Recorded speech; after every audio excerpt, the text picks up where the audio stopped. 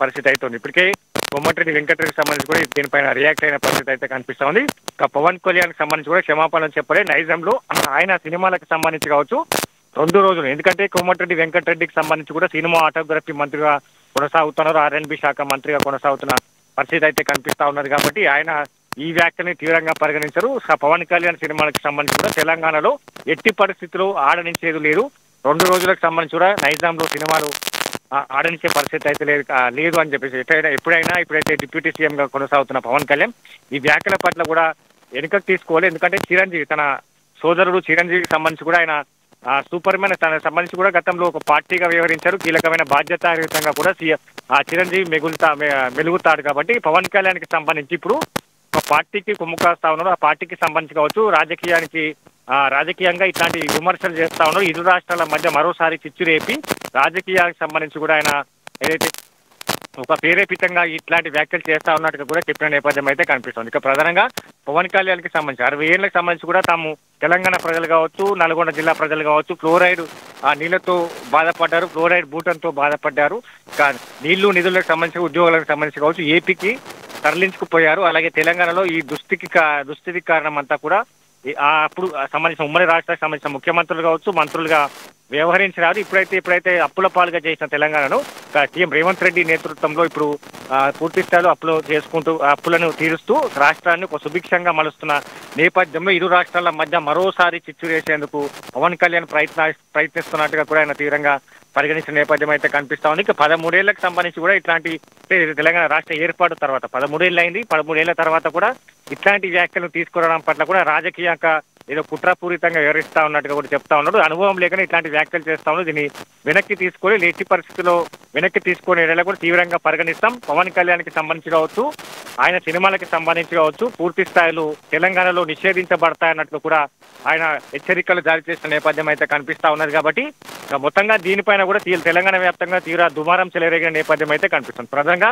కోనసీమకి సంబంధించి కూడా ఆ కొబ్బరి చెట్ల వ్యవహారంలో అక్కడ కొబ్బరి చెట్లకు జరిగిన ఏదైతే ఇష్యూ జరిగిందో దానికి సంబంధించి కూడా పరిష్కరించుకోవాలి. కానీ దాని నరడిష్టి పేరుతో తెలంగాణ ప్రజలకు, తెలంగాణ ప్రాంతానికి, తెలంగాణ రాష్ట్రానికి అంటగట్టడం సరైనది కాదు. ఒక బాధ్యతాయుతమైన డిప్యూటీ చీఫ్ మినిస్టర్ హోదాలో కొనసాగుతూ ఇట్లాంటి వ్యాఖ్యలు చేయడం అనేది కూడా ఒక రాజకీయంగా చర్చనీయాంశంగా మారిన నేపథ్యం అయితే కనిపిస్తా ఉంది. కాబట్టి తెలంగాణ ప్రజలంతా కావచ్చు, ఒకవైపు మంత్రులు కావచ్చు, అంతా కూడా వ్యతిరేకిస్తున్న పరిస్థితి అయితే కనిపిస్తా ఉన్నది. కాబట్టి ఇప్పుడు పవన్ కళ్యాణ్ ఇట్లాంటి వ్యాఖ్యలను వెనక్కి తీసుకుంటాడా లేదా అనేది కూడా సస్పెన్స్ అయితే కొనసాగుతుంది. ఈ వ్యాఖ్యల పట్ల కూడా తెలంగాణ ప్రాంతం అంతా కూడా బగ్గుమన్న పరిస్థితి అయితే కనిపిస్తుంది. ఎందుకంటే పవన్ కళ్యాణ్ సంబంధించి కావచ్చు, ఇతర హీరోలకు సంబంధించి కావచ్చు ఇక్కడనే స్టూడియోలు ఏర్పాటు చేసుకున్నారు. ఇదే వ్యాఖ్యలు కోమటిరెడ్డి ఇదే అంశాలను కూడా ప్రస్తావించారు. ఏదైతే రామానాయుడు స్టూడియో కావచ్చు, రామోజీ ఫిలిం సిటీ కావచ్చు, ఇతర అన్నపూర్ణ స్టూడియో కావచ్చు, ఇతర వ్యాపార సంస్థలంతా కూడా ఆంధ్ర ప్రాంతానికి చెందిన వారంతా కూడా హైదరాబాద్ లో తమ వ్యాపార సంస్థలంతా కూడా నెలకొల్పుకున్నారు.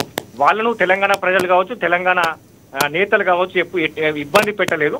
అంటే ఇట్లాంటి వ్యాఖ్యలు చేయడం పట్ల కూడా పవన్ కళ్యాణ్ రాజకీయ వ్యూహం ఏదైనా ఉన్నదా, ఆయన ఇట్లాంటి వ్యాఖ్యలు చేయడం పట్ల మరోసారి ఇరు రాష్ట్రాల మధ్య చిచ్చు రాగలిసి తన రాజకీయానికి సంబంధించి కూడా ఏదైనా మెప్పు పొందాలనుకుంటున్నాడా అనే దానిపైన కూడా పూర్తి స్థాయిలో వ్యతిరేకిస్తున్న పరిస్థితి అయితే కనిపిస్తా ఉన్నది. కాబట్టి ఇప్పటికైతే పూర్తి స్థాయిలో తెలంగాణ వ్యాప్తంగా పవన్ కళ్యాణ్ వ్యాఖ్యలపైన బగ్గుమన్న పరిస్థితులు, ఒకవైపు పలు జిల్లాలకు సంబంధించి కూడా పవన్ కళ్యాణ్ దిష్టి బొమ్మలు దగ్ధం చేస్తున్న పరిస్థితి అయితే కనిపిస్తా ఉన్నది. కాబట్టి ఆయన వ్యాఖ్యలు వెనుక తీసుకోకపోతే ఖచ్చితంగా రేపు హైదరాబాద్ వ్యాప్తంగా కూడా పెద్ద ఎత్తున ధర్నాకు నిరసన దిగుతామని కూడా ఏదైతే తెలంగాణ ప్రాంత ప్రజలంతా కూడా ఈ వ్యాఖ్యల పట్ల కూడా వ్యతిరేకిస్తున్న పరిస్థితి అయితే ఉంది. Right, thank you Harish.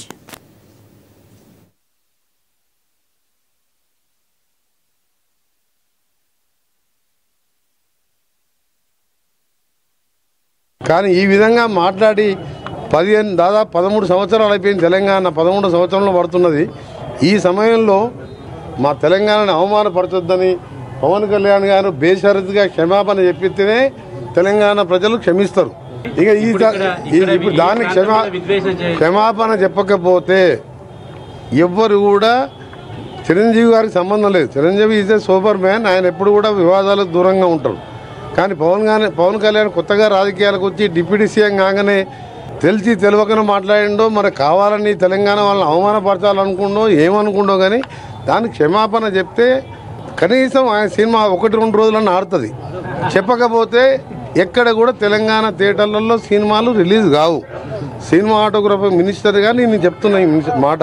Cinema hero Andhra Pradesh deputy CM Pawan Kalyan Telangana రాష్ట్రం గురించి తెలంగాణ ప్రజల్ని అగౌరవపరిచే విధంగా మాట్లాడడం అనేది చాలా బాధాకరం. గతంలో సినిమాలు ఆడేటప్పుడు తెలంగాణ రాష్ట్రం అంటే నాకు అపారమైన ప్రేమ ఉంది, అపారమైన గౌరవం ఉందని మాట్లాడిన నువ్వు ఈ రోజు ఆంధ్రప్రదేశ్ కి డిప్యూటీ సీఎం కాగానే మతి స్థిమితం కోల్పోయి నీ స్వార్థ రాజకీయాల కోసం తెలంగాణ రాష్ట్రం గురించి ఈ రకంగా మాట్లాడడం అనేది చాలా బాధాకరము. నువ్వు నిజంగా నీకు సిగ్గుంటే నువ్వు మాట్లాడిన మాటలకి కుటుంబ సమేతంగా తెలంగాణ రాష్ట్రాన్ని విడిచిపెట్టి వెళ్లి ఆంధ్రప్రదేశ్ లోనే ఉండు.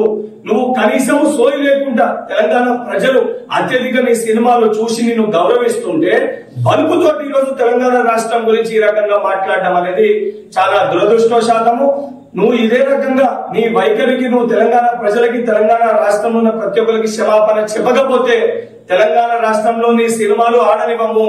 నువ్వు రేపు పొద్దున తెలంగాణ రాష్ట్రంలో తిరుగుతే నిన్ను పరిగెత్తించి తెలంగాణ రాష్ట్రంకి వెళ్ళి కూడా తెలంగాణ యువత తెలంగాణ ప్రజలు తరిమి కొట్టే పరిస్థితి ఏర్పడుతుందని చెప్పి పవన్ కళ్యాణ్ హెచ్చరిస్తున్నా. పవన్ కళ్యాణ్ గారు, మీరు ఒక డిప్యూటీ చీఫ్ మినిస్టర్ గా ఆంధ్రప్రదేశ్ కుండి మీరు తెలంగాణ ప్రజల శాపం వల్లనో తెలంగాణ ప్రజల దిష్టి వల్లనో కోనసీమ ప్రాంతంలో ఉన్నటువంటి పచ్చదనం పోయిందని చెప్పడాన్ని చూస్తే నిజంగానే మీరు ఒక సినిమా స్టార్ గా ఒక స్క్రిప్ట్ ను చదివే విధంగా మాట్లాడారు తప్ప ఇది 2.5 గంటల సినిమా కాదు. ఇది ప్రజలు మిమ్మల్ని గెలిపించి ఒక డిప్యూటీ చీఫ్ మినిస్టర్ చేశారు. అక్కడ అటువంటి పరిస్థితి ఎందుకు వస్తుంది? దిష్టి తెలంగాణ ప్రజలది తాకినట్టుగా లేదు. మిమ్మల్ని గెలిపించి మిమ్మల్ని ముఖ్యమంత్రి చేసిన తర్వాత ఈ కోనసీమ ప్రాంతానికి నిజంగా